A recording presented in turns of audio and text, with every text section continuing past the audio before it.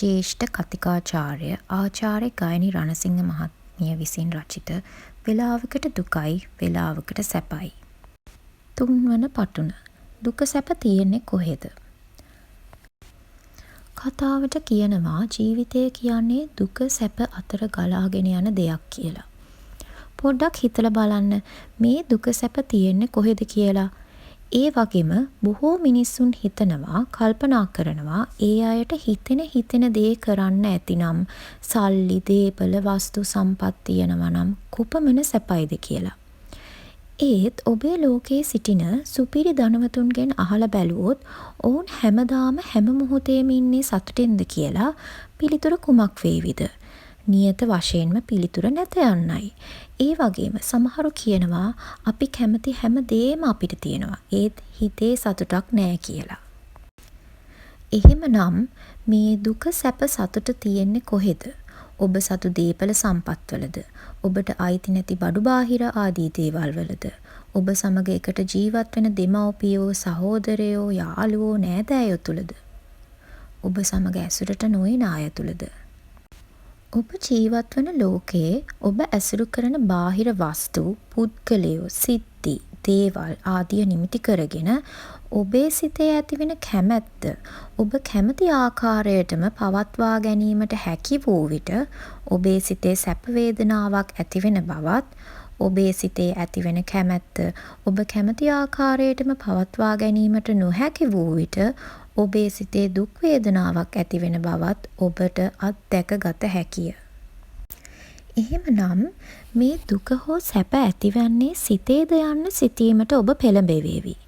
එසේ තමන්ගේ සිත තුළ දුක සැප දෙකම ඇතිවෙනවා නම් ඔබට ඔබේ සිත තුළ සැප වේදනාවක් පමණක්ම ඇතිවෙන ආකාරයට සිත පවත්වා ගන්න පුළුවන් නම් හැමදාම සතුටින් සිටීමට පුළුවන් වේවි යයි ඔබට සිතන්නට පුළුවන්. වරකදී ඔබ ඊටා කැමැත්තෙන් ඇලී ගැලී ලබන්නට කටයුතු කරන දෙයක් ඔබට ලැබුණ මොහොතේ ඔබ ඊටා සතුටු වෙයි. ඒත් ටික වෙලාවකින් නැවතත් ඔබ කැමති තවක් දෙයක් ලබා ගන්නට එය ඇසුරෙන් සතුටක් විඳින්නට නැවතත් ඔබේ සිත ඔබේ කැමැත්ත ඔස්සේ කටයුතු කරයි. ඔබ ඔබේ සිත ගැන සිතේ හැසිරීම ගැන හොඳින් විමසා බැලුවොත් ඔබ හඳුනා ගනිවි මෙසේ මුහුදු රළ වගේ වරින් වර ඔබේ සිත වෙනස් වෙන්නේ කුමක් නිසාද කියා. ඔබ තේරුම් ගනිවි මේ සිත වරින් වර සිතේ ඇතිවෙන කැමැත්ත සහ අකමැත්ත අනුව වෙනස් වෙන බව. එහෙමනම් මේ කැමැත්ත සහ අකමැත්ත සිත තුළ ඇතිවන්නේ කෙසේද? එහි නිර්මාතෘ කවුරුන් වන්නට ඇතිද? දෙවියන් වහන්සේද? ඔබට නොපෙනෙන බාහිර බලවේගයක්ද? ඔබේ කර්මයද? ඔබ ප්‍රායෝගිකවම පරීක්ෂාකාරීව විමසන්න ඔබේ සිතේ දුක ඇති වෙන්නේ ඔබ කැමති දෙයක් කැමති ආකාරයටම පවත්වා ගැනීමට බැරි වුණ නිසා නොවේද? කැමති දේ කැමති ලෙසම සිදුවීම සතුටක් නම් එසේ සිදු නොවීම දුකක් වූයේ දුක යන්න සතුටේම දෙවෙනි වේශය නිසා නොවේද? මේ දුක සැප දෙකෙහිම දෝලණයට හේතු වූ නිමිත්ත එනම් තම තමන් කැමති දේ කැමති ආකාරයෙන් නිශ්චිතවම පවත්වා ගැනීම සිත තුළ නිර්මාණය කළේ කවුද? ඔබ ප්‍රිය දෙයට කැමැත්තෙන්ම ඇලී ගැලී ආශා කිරීමටත් අප්‍රිය දෙයට කැමැත්තෙන්ම ගැටීමටත් විරුද්ධ වීමටත් ඔබට කවුරුන් හෝ විසින් ඉගැන්නුවාද? ඔබට ඔබේ ලදරු කාලය ගැන මතක නැති වුණාට ඔබ දැක ඇති බහ තේරෙන වයසේ සිටින පුංචි දරුවන් ඒ අය ආශා කරන සෙල්ලම් බඩුවක් අනිකෙකු විසින් ගන්න හදන විට හඬමින් එම පුද්ගලයාට පහර දෙමින් එය ඉල්ලන අයුරු. මෙසේ කිරීමට ඒ කුඩා දරුවන්ට කිසිවෙක් කියා දුන්නාද? එසේනම් මේ තරහගෙන දුන් කළු ගතිය ඔවුන් තුලින් මතුවූයේ ඔවුන් තුලම තැන්පත් වී පැවති නිසා නොවේද? මේ ගති ලක්ෂණ ඔවුන් තුළ මුල් බැහැගෙන ඇත්තේ කෙසේද? කවදා සිටද? පුංචි කාලයේදී ඔබේ අම්මා ඔබට තොප්පි වෙළෙන්දාගේ කතාව කියා දෙන විට වෙළෙන්දාගේ තොප්පි ටික වඳුරන් රැගෙන ගිය බව පවසන විට ඔබේ සිතේ තොප්පි වෙළෙන්දා ගැන දයාවක් කරුණාවක් ඇති වූයේ නිතැතින්ම නොවේද? ඔබට ලැබුණු ආහාරයක් අන් අයටත් ලබා දී බෙදා හදාගෙන කෑමෙන් ඔවුන්ගේත් කුසගින්න නිවෙන්නට පිහිටවීම නිසා ඔබේ සිතට සැනසීමක් දැනේ. එසේනම් මේ යහපත් සුදු ගති ලක්ෂණත් ඔබ තුළ කවදා හෝ මුල් බැහැගෙන තිබූ ඒවා නොවේද? මේ ආකාරයට තරහව, වෛරය, ක්‍රෝධය ලෙසත්, දයාව, කරුණාව පිහිටවීම ලෙසත් සිතේ ඇතිවෙන මේ හැඟීම් මොනවාද?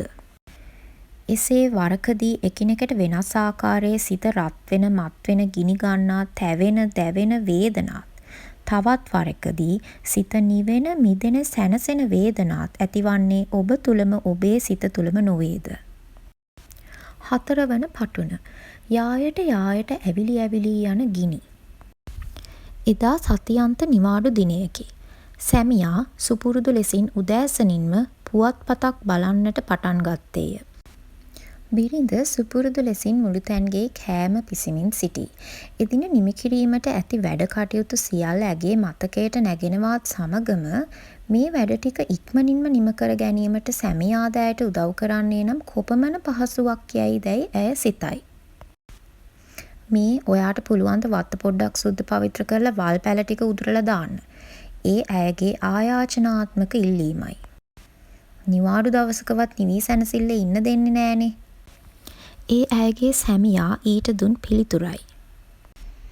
මමත් දවස් 5ම වැඩ රාජකාරිවල නිරත වෙලා තමයි හිටියේ. නිවාඩු දවසෙත් මේ ගෙදර වැඩ ඔක්කොම මමම තනියම කරන්නද? ඒ බිරිඳගේ විවේචනාත්මක හඬයි. මෙසේ ආරම්භ වූ කතාබහ අවසන් වන්නේ දෙදෙනා තුළම හිත් අමනාපකමක් ඇතිවීමෙනුයි. මෙවැනි අඩදබරකම් ඕනෑම පුද්ගලයන් අතර අනන්තවත් සිදු වී ඇත.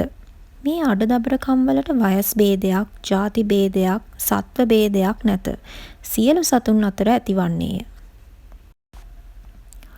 මෙසේ ඔබේ සැමියා හෝ බිරිඳ කුමක් හෝ කරුණක් අරඹයා ඔබට බැන වැදුණු විට ඔබේ සිතේ ඇතිවන්නේ දුක්බර වේදනාවකි. ඒ වේදනාව ඔබේ සිය ළඟ දවා හරින මහා ගින්නක් බවට පත්වන්නට ගත වෙන්නේ නිමේෂයකි. මෙහිදී ඔබේ සිත පොරබඳින්නේ හුදෙක් ඒ මොහොතේ සැමියා හෝ බිරිඳ ඔබට කළ බැනුම ගැන පමණක්ම නොවෙයි. ඔහු හෝ ඇය විසින් මීට පෙර ඔබට සිදු කර ඇති බැනුම්, ගැරහුම් සියල්ල රූප පෙළක්සේ ඒ අවස්ථාවලදී ඇති වූ දුක් වේදනාවන්ද පොකුරට කැටි වෙමින් මහා වේගයකින් හදවත පසාරු කරමින් දුක්ගින්නක් උපදින්නේ මහා බල වේගයක් මෙනි. ඇවිලෙන ගින්නට පිදුරු දමාන්නක් මෙන් ඔබේ සිතේ ජනිත වූ දුක්ගින්න යායට යායට ඇවිලි ඇවිලි යන්නේ ඔබට ඔබවම පාලනය කරගත නොහැකි තරම් වූ දැඩි කම්පනයක්, පීඩාවක් සහිතවයි. මේ ගිනි ගොඩවල් මැද මා ජීවත් වෙන්නේ කොහොමද? ජීවත් වෙනවා කියන්නේ මේකටද? මේ ජීවිතය කොයිතරම්නම් දුකක්ද? මම මේ දුක කොහොම ඉවසන්නද? කෙසේ හෝ ඉවසා සිටියත් මෙහි නිමාවක් දකීද? මෙවැනි දුක් ගිනි උරුම වීමට හේතුව කුමක්ද? ආදී ප්‍රශ්න පෙළක් ඔබ තුල මතු වූයේ නම් ඒ ඔබ තුල වූ ප්‍රඥාවන්තකම නිසාමය. බොහෝ දෙනෙකු මෙවැනි අවස්ථාවල කරන්නේ ප්‍රශ්න වලින් පලා යෑමයි.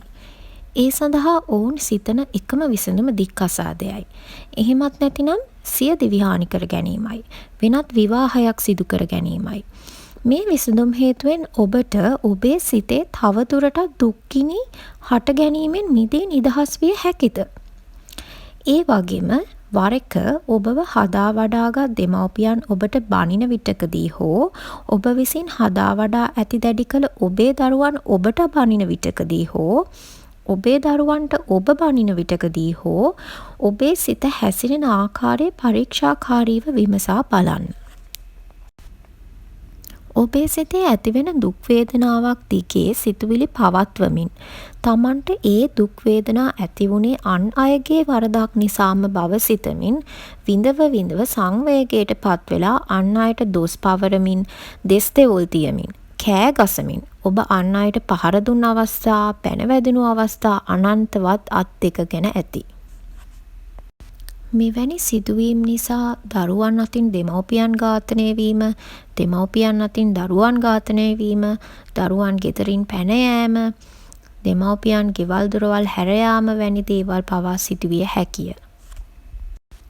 මෙවැනි විසඳුම් හේතුවෙන් ඔබට ඔබේ සිතේ තවදුරටත් දුක්ගිනි හට ගැනීමෙන් මිදී නිදහස් විය හැකිද? සැබවින්ම ඔබ කැමති ආකාරයට ඔබේ දරුවන්, ඔබේ සැමියා, ඔබේ බිරිඳ ක්‍රියා නොකරන විට ඔබේ සිත තුළ දුක් කනගාටුවක් ඇති වෙයි. එම දුක් වේදනා දළුලා වැඩි ඔබ තුළ ඔවුන් කෙරෙහි දැඩි තරහක් උපදී. ඔවුන් එසේ ඔබ කැමති ආකාරයට ක්‍රියා කරයි නම් ඔබේ සිත තුළ සතුටක් ඇති වෙයි. එම සුව වේදනාව දළුලා වැඩි ඔබ තුළ ඔවුන් කෙරෙහි දැඩි ඇල්මක් ආදරයක් උපදී. එසේ ඒ ආකාරයෙන් ඔබ ඇසුරු කරන බාහිර පුද්ගලයන් කෙරෙහි, ඔවුන්ගේ ස්වරූපයන් කෙරෙහි, ඔවුන්ගේ හැසිරීම් රටා කෙරෙහි ඔබේ සිතේ කැමැත්තක් හෝ අපකමැත්තක් ඇති වූයේ ඔබ තුළම වූ ගති ලක්ෂණ නිසා නොවේද? එසේනම් මේ සියලු ගති ලක්ෂණ ඔබ තුළින් මතුවූයේ ඔබ තුළම තැන්පත් වී පැවති නිසා නොවේද? මේ ගති ලක්ෂණ ඔබ තුළ මුල් බැහැගෙන ඇත්තේ කෙසේද? එම ගති ලක්ෂණ නිර්මාණය වූයේ කෙසේද? කවදා සිටද?